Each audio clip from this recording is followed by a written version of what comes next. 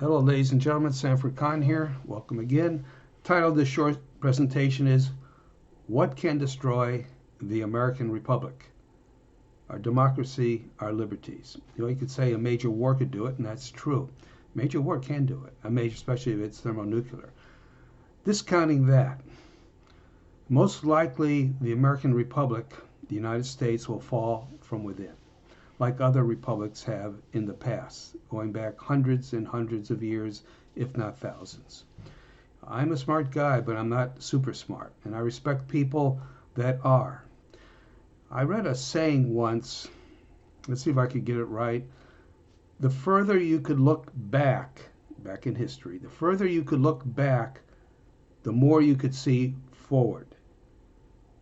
There's a man who lived in the 1800s in the United States. He was a jurist and philosopher and historian.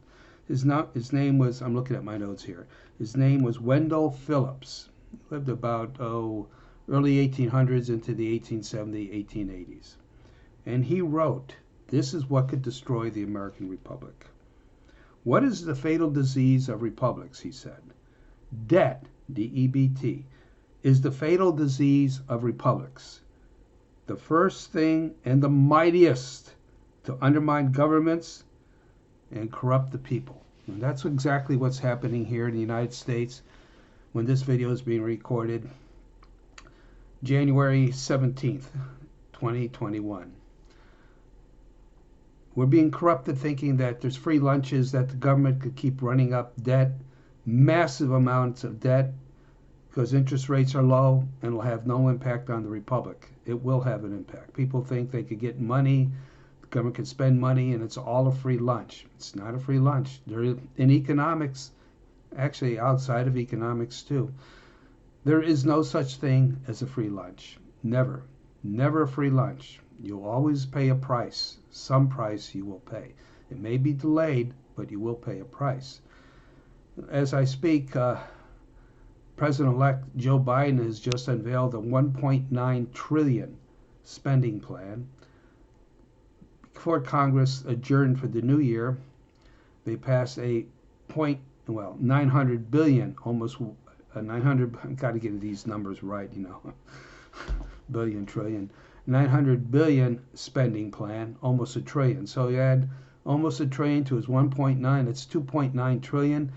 And he said there's going to be more programs coming down the line, more expensive programs coming down the line, especially with green energy and all that stuff. Last fiscal year, in the U.S. government had a deficit which ended September 30th, 2020.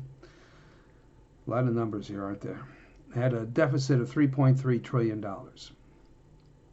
With the amount of spending that Mr. Biden is proposing, you're looking at deficits of, in this fiscal year, 2021, of over excess of $5 trillion. The market, the bond market, will only absorb so much of our U.S. government debt. As you keep flooding the bond market with debt, its value goes down, interest rates go up. Besides that, we're a reserve currency country. We start to lose our status as a reserve currency. Others will take over. The euro, maybe the Chinese yuan will take over. Others will take over. And if we start to lose our status as a reserve currency, interest rates go up. The burden of that debt grows. The government can't afford the interest on it if interest rates go up. The Federal Reserve could try to keep interest rates low, but in the end, they only can absorb so much debt too. The Federal Reserve is a bank. You got to understand, it's still a bank. And they only can absorb so much. It can't go on forever. So we're living on borrowed time. Yes, we could do these games right now because interest rates are low, but they're not going to stay low. And if we keep doing it, one other thing could happen. The credit rating of the United States could be lowered by S&P and also Finch and some others. If it's lowered a notch or two, it's already been lowered once. If it's lowered, we're not AAA anymore, we're AA, probably AA plus. If it's lowered again, automatically interest rates go up. The market will jack up interest rates because U.S. government debt isn't perceived to be as safe as it once was. So, the problem is, the problem really started August 15th, 1971. when President Richard Nixon took the dollar off the gold standard.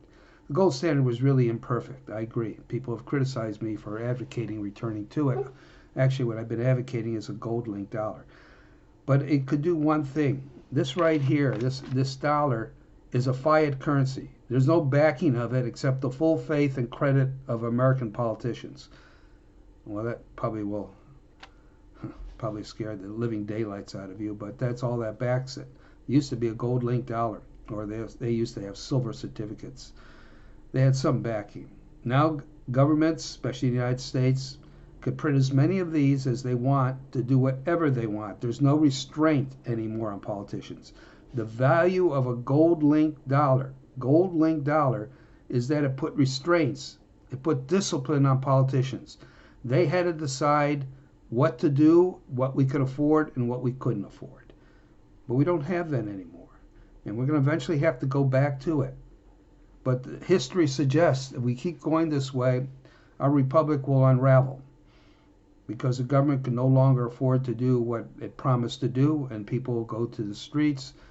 And what usually happens historically, going back thousands of years, when the economy starts, not only the economy, but our whole society unravels, you usually have a military overthrow of the civilian government.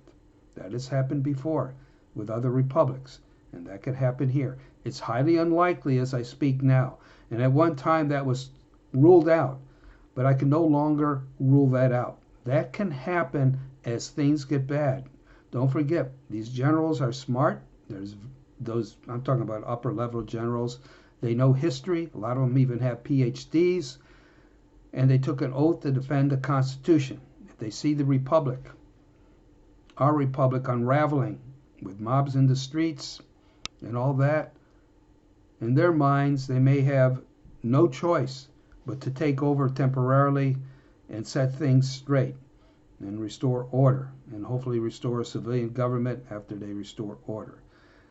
But anyways, debt is the fatal disease of republics, as Mr. Phillips said, and we are going down that road.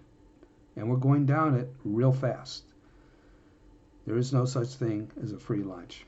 Anyways, appreciate it if you could pass this video on to other people and subscribe to my YouTube channel. Thanks again, and may you always prosper and be well. Take care, folks. See you again. Bye now.